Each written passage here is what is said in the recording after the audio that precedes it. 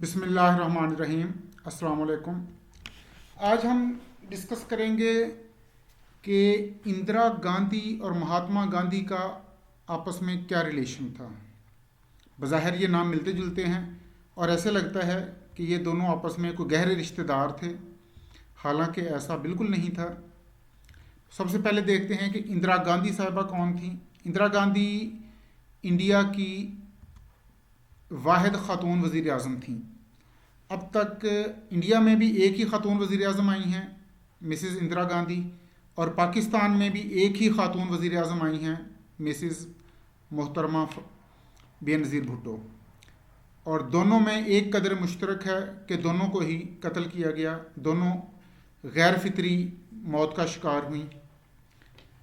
मोहतरमा इंदिरा गांधी तकरीबन 14 साल भारत की वज़ीर आज़म रहीं और ये उनका टेनोर उनके वालिद जवाहरलाल नेहरू के बाद सबसे लंबी वजारत उन्हीं की थी, वजारत उज़्मा।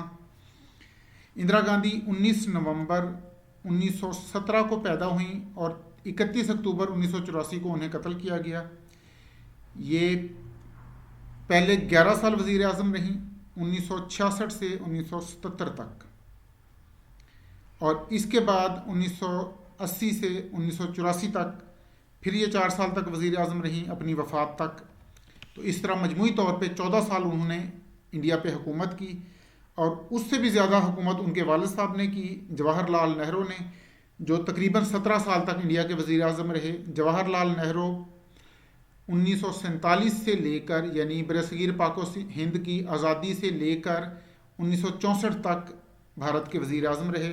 तो 17 साल उन्होंने हुकूमत की और 14 साल उनकी बेटी ने हुकूमत की। इंदिरा गांधी वज़ीर आज़म बनने के अलावा इनके पास और भी बहुत सारी वजारतें थीं। ये मुख्तलिफ़ औकात में भारत की वज़ीर दिफा भी रहीं, वज़ीर दाखिला रहीं, वज़ीर ख़ारजा रहीं, वज़ीर ख़ज़ाना रहीं, वज़ीर इतलाआत रहीं, और इसके अलावा इंसानी हकूक़, पब्लिक ग्रीवेंसेस और पेंशन्स की वजारत भी इनके पास रही। तो शादी से पहले इनका नाम था इंदिरा नेहरू। तो इनकी शादी हुई मिस्टर फिरोज़ गांधी से, उसके बाद इनका नाम ऑफिशियली इंदिरा नेहरू से इंदिरा गांधी पड़ गया। इनके 2 बेटे थे, राजीव गांधी और संजीव गांधी। संजीव गांधी पायलट थे और ये जहाज़ चलाते हुए वक्त हादसे का शिकार हो गए।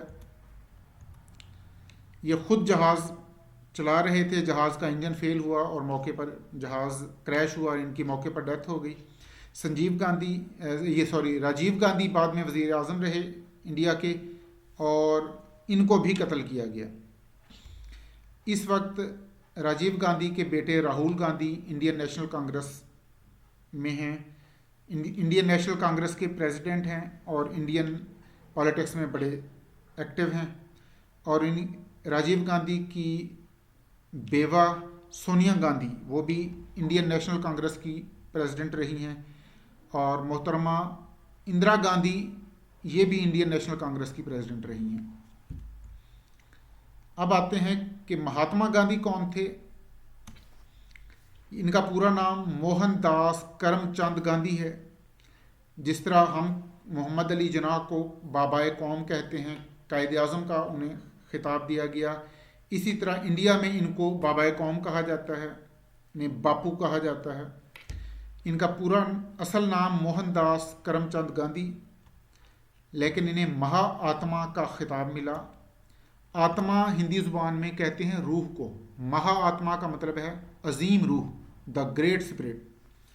महात्मा गांधी 2 अक्टूबर 1869 को पैदा हुए और 1948 को इनकी वफ़ात हुई, और इनको भी कत्ल किया गया। तो इंदिरा गांधी, मोहतरमा बेनज़ीर भुट्टो, राजीव गांधी और मोहनदास करमचंद गांधी, इन सब में ये कदर मुश्तरक है कि इन सब को ही असैसिनेट किया गया। इसी तरह तो अब इससे ये साबित हुआ कि इंदिरा गांधी और महात्मा गांधी का आपस में कोई ताल्लुक़ नहीं था, बल्कि इंदिरा गांधी को गांधी उनके शौहर फ़िरोज़ गांधी की वजह से कहा जाता था। इंदिरा और महात्मा गांधी के साथ उनकी कोई रिश्तेदारी ना थी। जवाहरलाल नेहरू और मोतीलाल नेहरू, इन दोनों के बारे में भी एक मिसकंसेप्शन है। 1928 में बरसगीर पाको हिंद में मोतीलाल नेहरू ने नेहरू रिपोर्ट पेश की। हमने मुताला पाकिस्तान में मुआशरती उलूम में नेहरू रिपोर्ट के बारे में पढ़ा है, जिस पर मुसलमानों को बड़े तहफ़्फ़ुज़ात थे। तो आमतौर पर समझा जाता है कि नेहरू रिपोर्ट जवाहरलाल नेहरू ने पेश की थी, हालांकि ऐसा नहीं है। नेहरू रिपोर्ट जवाहरलाल नेहरू के वालिद मोतीलाल नेहरू ने पेश की। मोतीलाल नेहरू ये वालिद थे और जवाहरलाल नेहरू ये उनके साहबजादे थे। तो ये जवाहरलाल नेहरू हैं जो इंडिया के पहले वज़ीर आज़म थे और 17 साल तक ये वज़ीर आज़म रहे। और ये हैं मोतीलाल नेहरू, उनके अब्बा जी 1861 में पैदा हुए और 1931 में इनकी वफ़ात हुई। तो ये इनके बारे में एक वाक़या मशहूर है कि ये मोतीलाल नेहरू अच्छे खासे अमीर आदमी थे, घर में दुनिया जहान की आसाइशें मौजूद थीं। तो जब जवाहरलाल नेहरू ने सियासत में आने का फ़ैसला किया, उसके बाद जब वो घर तशरीफ़ लाए, पहले तो उनके वालिद साहब ने उन्हें बड़ा समझाया कि मैं सियासत में रहा हूँ, तो सियासत हर बंदे के बस का रोग नहीं है, इसमें बड़ी सख्तियाँ और बड़ी आजमाइशें आती हैं। जब जवाहरलाल नेहरू ना माने तो एक दिन जवाहरलाल नेहरू जब घर में आए तो देखा कि उनके कमरे में मौजूद सारी ज़रूरत की चीज़ें गायब हैं, उनका बिस्तर भी गायब है, उनके सारे कीमती सूट भी गायब हैं। उसकी जगह टाट के और खद्दर के सूट वहाँ लटकाए हुए हैं वार्डरोब में।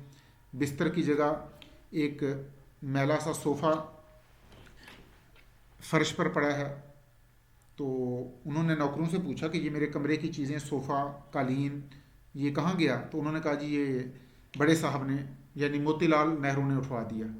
तो वो अपने वालिद के पास आया और कहा कि अब्बा जी आप मुझसे नाराज़ हैं। तो मोतीलाल नेहरू ने कहा कि मैं तुमसे नाराज़ होने वाला दुनिया का आखिरी शख्स हूँगा। तो उन्होंने कहा कि फिर आपने ये मेरी चीज़ें क्यों उठवा ली?